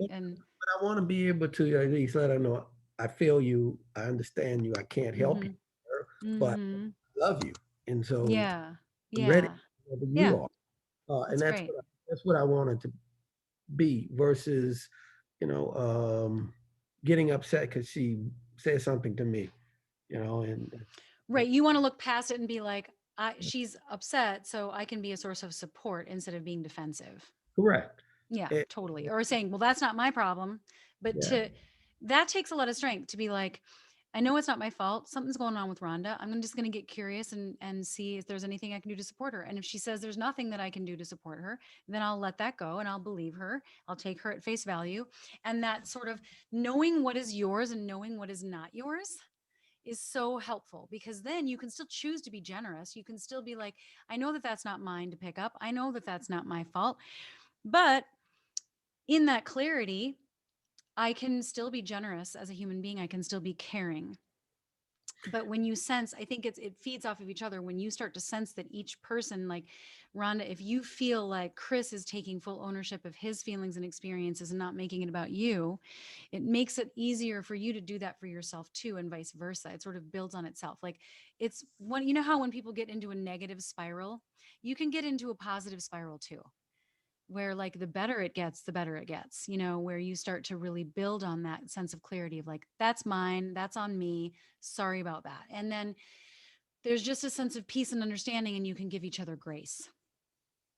Well, Rhonda's, she's had even, as she said earlier, a moment ago, that, she said this a few times, that, well, it's not you, it's something else. And okay, Mhm. with that, I'm not the reason, but okay, I'm still here, and so whenever you're ready, I'm good. Yeah. And I don't, whatever happens after that, it's not, it, I don't react. I'm just Yeah. listening. And, Yeah. Good for you. yeah, and I'm like, That's okay, perfect. well, Rhonda is a very truthful person. Mm-hmm. Saying it for the heck of it. She's saying because it's true. Right. And I, when something's bothering me, I've just had to learn to say to her what it is, because the sooner I say that, the sooner we can talk about it, get it over with. Yeah. Because usually people pick up on it, right? People can pick up on it. And then if what you're saying doesn't match what it feels like, Yeah, yeah. then you don't feel like you're in that trusting connection. And I'm guilty of, I have been, and even more so, because Rhonda will look at my face and say something like, you have a very disturbing face. What's going on? What's wrong? And I'm like, no, it's, it just might be unfortunately, the face I've had. I may be guilty of using expressive face that in the past may have indicated that I was high, indicated I was nervous, or indicated I had some anxiety about something. But no, I'm okay, and so I appreciate that she accepts that when I say, okay, but I got to figure out I got to come up with a new face, because I don't want her. Well, if you're communicating something non-verbally, And that's exactly then you're right. not aware of it. It's good to be aware of it. If it's like, oh, if this is just a habit, like if you've just developed a habit, but now the muscle memory of that habit no longer matches your internal state, then yeah, then you can change that habit so that there's not a mixed message. But if there is something that Rhonda's picking up on, and you think there isn't, but it's always good to ask. And this is why spouses can be a mirror for each other. Is Rhonda picking up on something that's real, that maybe you weren't even aware of, but you're like, oh yeah, maybe this was kind of bothering me. Maybe that was on my mind earlier, and I'm still carrying the tension of that. Well, Right? there was some things a few weeks ago that I was worried about, and we addressed. It was, and it, in the end, it worked out, and I don't know. I just can't say, but she, when she says that to me, I'm going to be honest to her as best I can. That's great. That's great. That's all. And you'll get really good at developing that connection with yourself to know what's going on inside of you. Because I think so often we're not even aware of that. Like we're reacting, but there's not that light of awareness on like, this is what I'm feeling right now. This is the assumption I'm operating from, and this is what I'm trying to do. This is what my objective is. Most of us are on autopilot most of the time. So Rhonda will, and for you to get that honest with yourself, Chris, and to be able to say, even if it's just one small thing, but that microscopic honesty, that I talk about that in lesson 11, which is on the site now, you guys, by the way.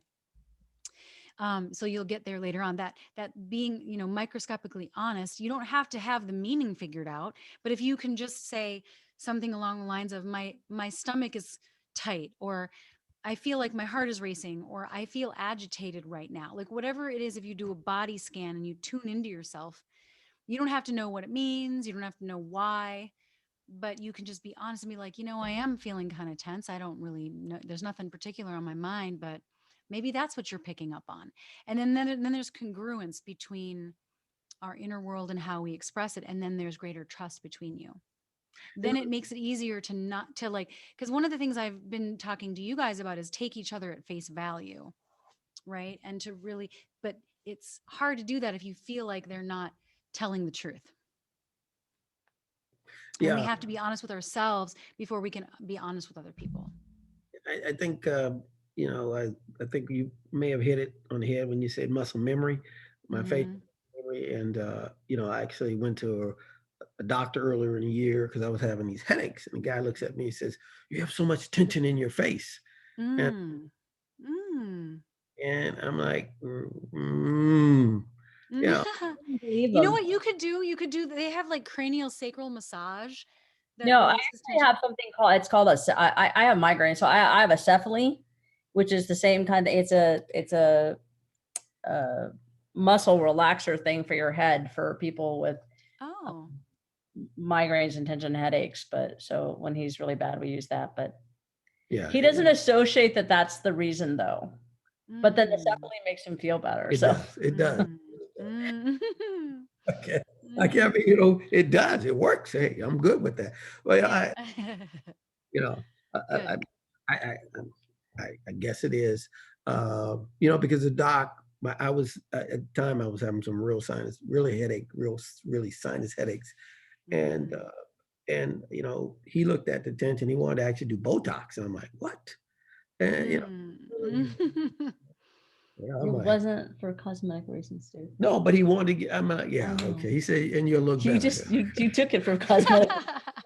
It wasn't for cosmetic reasons. But anyway, I mean, Chris struggles with, and that's what something he struggles with admitting that the two big ones are that he's in pain. And I can see it. And then it'll take me asking him like 6 times before he'll finally admit he's in pain.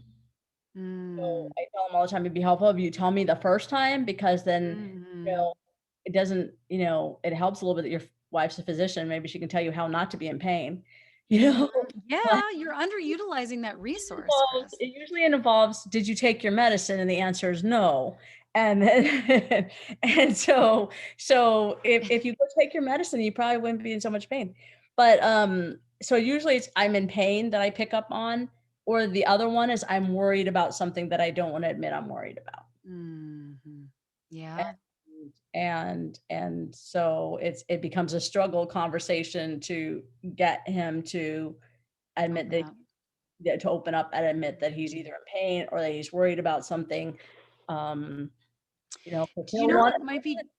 want to like go do stuff. He'll be in pain, like be in pain and not feel good, and then he'll go do something like, try to hammer something or go do the dishes or something. And I'm like, dude, if you're not feeling well, sit down. Yeah, well, my biggest problem, of course, in pain wise, is it's not the headache, but it's actually my hands. I've had surgery on both hands for, and so it's gotten better. And recently, I did go through surgery on this thumb for. Yes, I remember this. Yeah, so, and it's gotten better. That's good. But it's. Well, how about this? I want to give you an assignment, okay? This is not a bad assignment. So this would be an easy, fun one. Rhonda, if you can tell that something's going on with Chris, he's either worried about something or he's in pain and he's not admitting, you ask him once.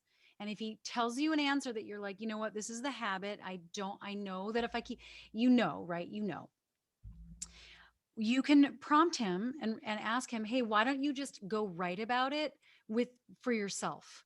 Like go sit with yourself and just like try to answer that question on your own, because maybe it's not coming out to you because there hasn't been that connection inside his own self yet.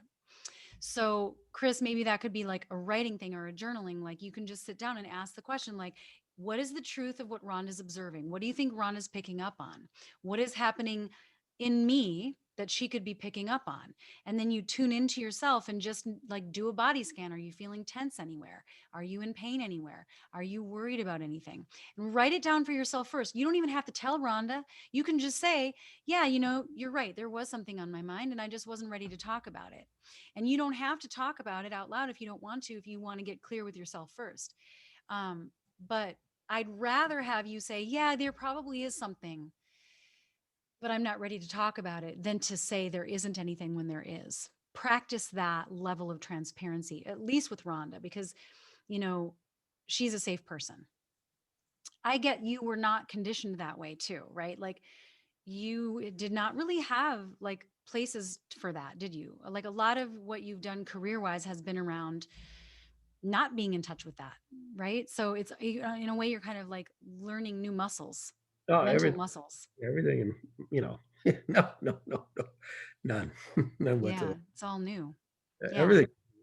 Yeah, that is. So are you willing to do that next time Rhonda asks Yes, and your first answer is just no, everything's fine?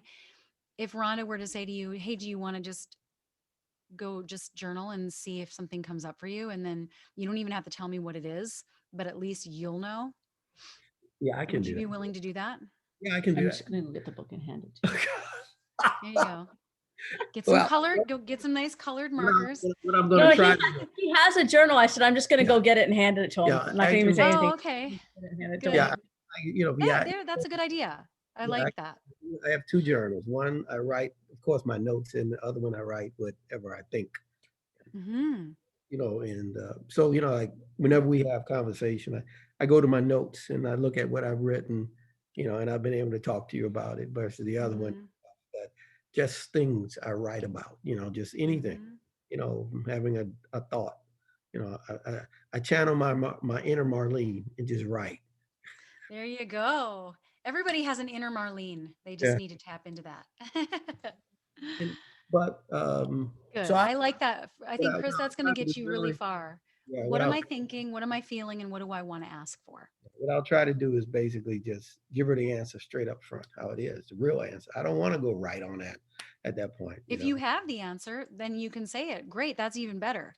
But I'm just saying that if you feel unclear, a lot of it is that could help. when I feel that way, or when I sometimes is that I don't know particularly, because sometimes I've had a thought about one of my kids, and it's something I can't control, but it's something that I need to address. Like Rhonda asked me this weekend, had I talked to my son who's in Atlanta, and I said, no, I haven't, and she said, and she said, well, she indicated maybe it's time for you to reach out and talk to him, because we know he's not going to reach out and talk to you. And I guess I need to and make it work. But that's something I think about all the time. It does bother me, that part of my life with him, and I've improved so much with my other kids. But still a misnomer in that. Yeah, there's nothing like being a parent to put you in a state of worry. Yeah, and I think that's the biggest thing for both of us. We know we can't do anything about it. We know we've raised these guys to make good decisions, and we just got to trust that what we've done is the best thing we could do, and we can't step in and change their decision. We can't take over their lives. And to give them advice is to preach. So, it's, yeah. Yeah, that's hard. It's hard. I don't have adult children yet, but I know that will be hard for me. You got to trust them to make at some point you got to relinquish. Yeah. But you still have an important role to play, that if they know that there's still a listening ear, someone who's got their back, someone that cares about them, someone that's going to just love them no matter what. That's so valuable, even if you can't reach in and impact exactly what they do with that. And so, I think some of the times when, that may have been that's something that's ever present with me, but that's not necessary dominant in my life at the moment, because I know I cannot allow that to happen. And then, you know, Rhonda and I have so much to deal with, to work on ourselves. So, you know, and we talk about it. And, you know, she helps me a lot in that, in making the right decisions, or good decisions, I would say. You never know what the right one is when you're talking about somebody else's life. Right. Right. There could always be more than one right thing. It's just really what's going to be most aligned with what your values are and who you are. But it sounds like you guys are like best friends in that way. You are friends in that way. And that's so important, that connection. So I'm glad I can see the difference, you know, when because you're describing that it's been more peaceful, you've been more relaxed, and I can see that in your body language, you know. Can you guys see it too, for those of you that have seen these guys before? Yeah, I can see the difference. So it's kind of cool. Like you can see it, just the face is more relaxed. You're sitting closer together. And it's just lovely. So keep up the good work, you guys. Do you have any questions about anything? Is there anything in particular you need coaching on? I do, and it's not so much a relationship thing. It's actually, and maybe the question will probably help other people, is that I really struggle with answering questions. Like when I do these lessons, and you know, because Mary was talking about journaling, and that I answer it in my head, and you know, and even if I write it down, whether I'm answering it in my head or writing it down, I feel like I don't answer the questions because I feel like I don't know what the answer is, and I don't know how to get to an answer. And it's not like one thing. It's like if we did the lesson on the ones we're on boundaries now and stuff like that, when I ask you, you know, well, what do you want here? What do you want there? And I really struggle trying to find. So how do you? That's a great question. I would recommend. I feel like I'm not answering because I don't know how to answer, not because, and maybe I don't know myself well enough. I don't know. I can't decide if it's because I don't know myself well enough not to know the answer, or I just don't know how to put an answer. Or is it that you have no idea, or is it that you're not sure which one to pick? Is it like that you're not? No, I can't come up with an idea at all of the times. Okay. Yeah. Like, I feel the same way. To pick, I just feel like I can't come up with anything. I can't, you know, I can't, or if I can, it's like, it's an untangible idea that I can't put into words. Okay. And so, well, there's two thoughts that I have to help you with that. First, when you're on your own, what I would do is I would say, so whenever I have the feeling of like, I just don't know, or I'm just not sure, I'll do one of two things. I'll either be like, well, what are the options? What pops into my mind? Like what comes to mind at all? And if there's just, you know, random options that pop into my head, I'm not sure if this is right or not, but I'm just going to write them down, and then stuff might start to flow. Then you can look at it and be like, this resonates most. You feel drawn to one over the other. The other thing you can ask is like, if I ask people something and they say, I don't know, sometimes I'll say, what if you did know? And then they'll be able to say something. Hypothetically, like if you did know, what do you think it would be? You know, if it was just, so you're not committed to anything, there's no pressure. Other thing too is like, if I was just living the question, you plant a seed in your psyche and you say, I don't know the answer, but I'm going to pin this question and I'm going to have this be a guiding question. And so you anchor in the question and you just live your life looking for the answer to that question. Just like this is the question that I'm looking to answer. And as I go through my day, things might pop into my awareness, or I might have an experience or an interaction that will remind me of this and be like, that's a clue. Do you know what I mean? Because it's okay to not have an instant answer come to your head. But this is also something that you can bring to coaching. And I am really good at getting to that. Like I can ask more questions to help you I can back up a little bit, I can pivot, and we can get there. So if there's something like, was it the boundaries thing? Maybe you want to give me an example of what the question was? No, it's like any of them. So I know we have a meeting on Wednesday, so I'll look through the two assignments that I'm struggling with, and maybe we can talk about it on Wednesday. I can actually look Okay. at I have like the questions written down, and then I don't have answers because I'm like, I don't really know how to answer this. Like there's like, it's either something, I feel like it's either something I really know, or I just don't feel like I have an answer for it. Okay. And that is okay. I Just really write feel- down, I don't know the answer, but if I'm willing to find the answer, if I'm willing to explore what this answer could be, that's all you have to do. That's it. Okay. Set your intention to be open to exploring that, because you might have an aha moment later on in the lessons. Something strikes you and you're like, oh yeah. And then you have like a paradigm shift where now things are different. Like now you're feeling more guided. You have more of a strong frame around something. You feel more clear in other ways, that all of a sudden answers to these questions might seem more obvious. So that happens where an I don't know in the beginning of the program will be clear later.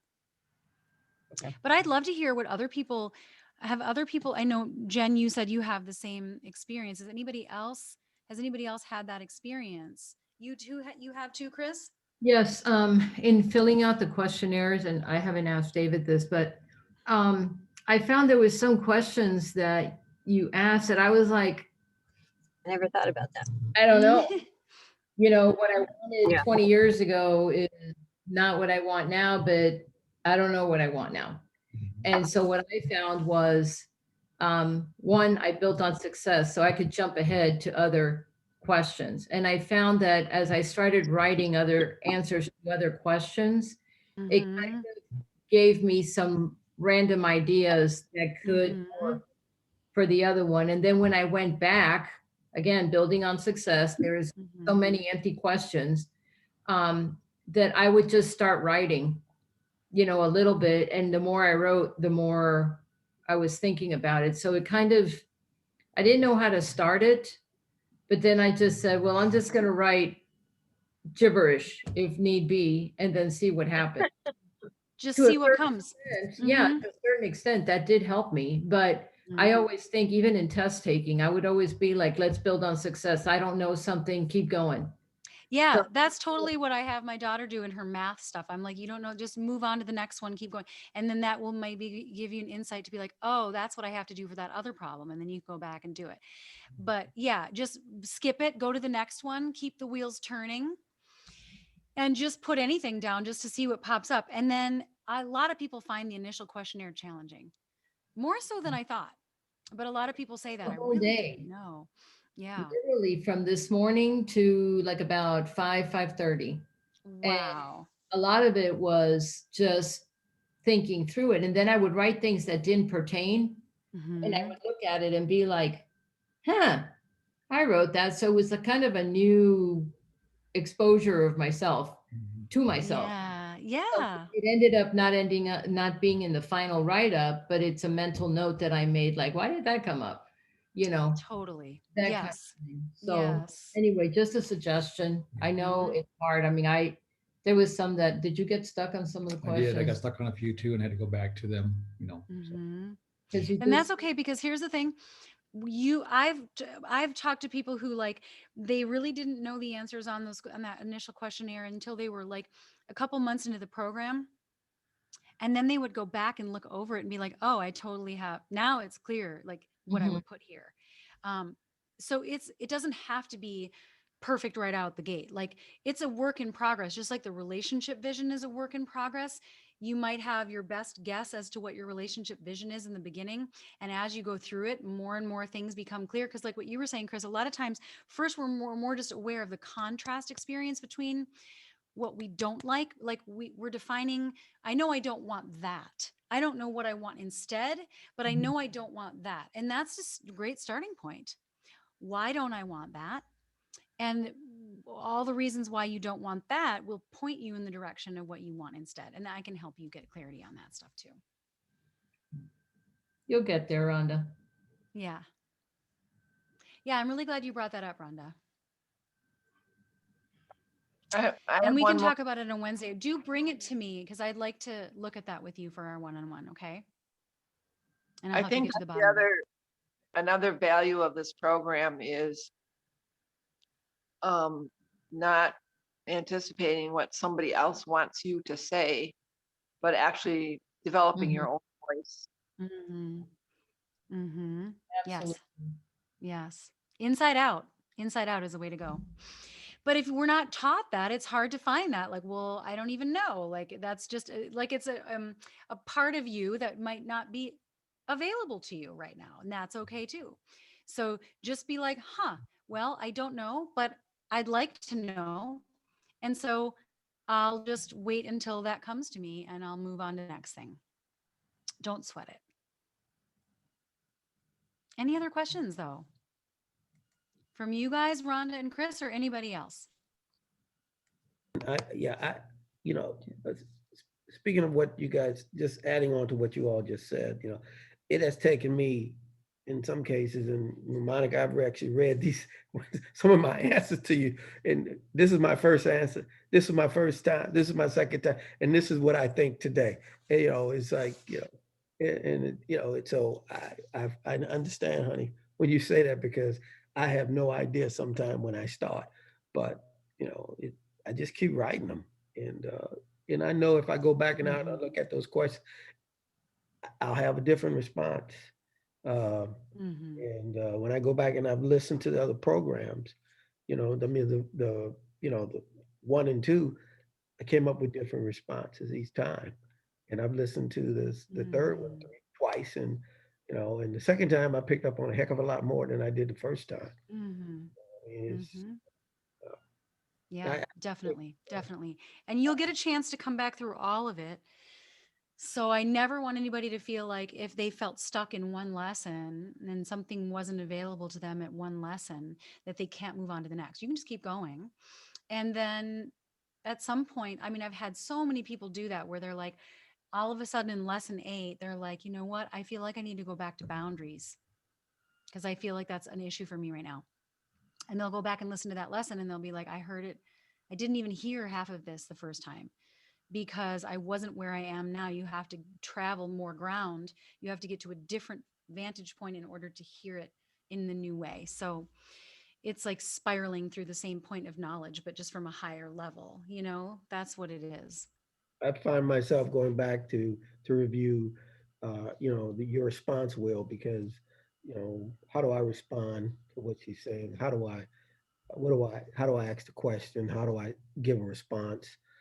Because, you know, I've learned more about myself, and you know, so Yeah, but you know, that's in learning awesome. that, you know, you read this and it's like, you know, you read it one time and you just keep going. It's like going through the lessons to get through it, but then you realize this is something I can really apply and it'll actually work. And I think I kept pleading with you, I need this, I need this, I need this, and so I'm glad that you were persistent in testing me, and I was persistent in being in trying to be a student. So Yeah. you know, it has helped me a little bit more, and I know, because every time I get to something, I go back to it. You know, when I have a question about, you know, okay, so how do I improve on this from where I am now? And I know the biggest problem for me has been in how do I respond to Rhonda, so that, you know, and how do I get her understanding of how sincere I am when I respond? And so I keep looking back. Feedback wheel. Yeah. Yeah. Good. I know that's going to be such a game changer for you. But what you're saying is so true, Chris. Like I think it's true for everybody in this program in different ways. It shows up differently for everybody, but it is almost like just an unveiling of yourself. Like you get to know yourself better. And it might have been there all along, but it was just covered up. And you just didn't see it before, you know? And so it's not changing who you are. It's more just bringing out who you really are, becoming more of who you are and the best version of who we are. That's really what this is all about. Thank you. Yeah. Thank you for doing the work. You know, I love hearing when people go back to it. When, you know, when you go back to it and you look at it again and you try to really internalize it. That's really what it takes. It's just like if we're going to be trying to do something physically, if we want to like build muscle or we want to condition our bodies to be able to do things it never could do before, it's going to take repetition. It's going to take conditioning. It's going to take practice. It's not going to be just something you do once and now you have, oh, look at me. Now I have these biceps after going to the gym once, right? It takes repetition. So I love hearing, I know, wouldn't that be nice? If only. So think about it like that. If we're going to be changing our physiology or changing, our health, what we put in our body in terms of our diet and our medication or whatever, that's something we would have to do every day. And it's the same with the diet of our mind and being able to condition our mind and condition our communication tools and our self-awareness, and that those muscles that we a lot of times are not taught.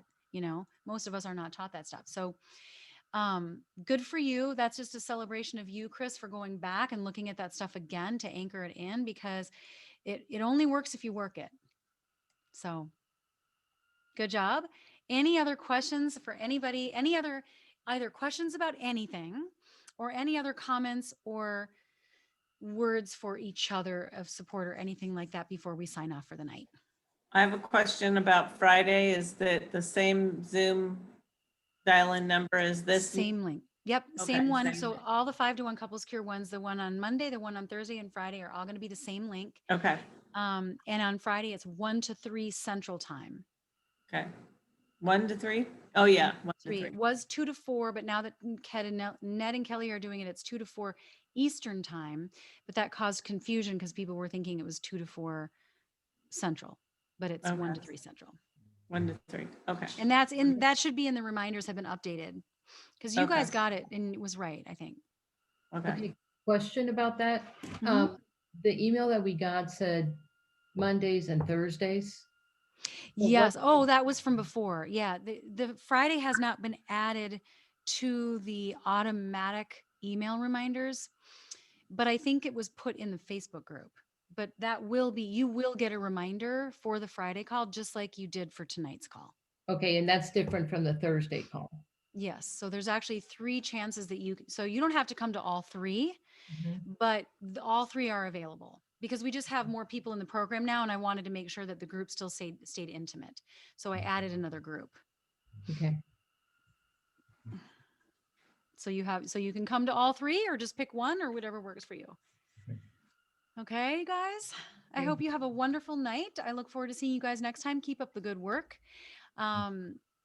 Thank you for showing up and thank you for being courageous and supportive of each other and compassionate and willing to do this work. It's an honor to see your evolution and just to be here to support you guys. I love it. So Nice to meet everybody tonight. Nice to meet everybody. Yes, and thank you so Thank much. you.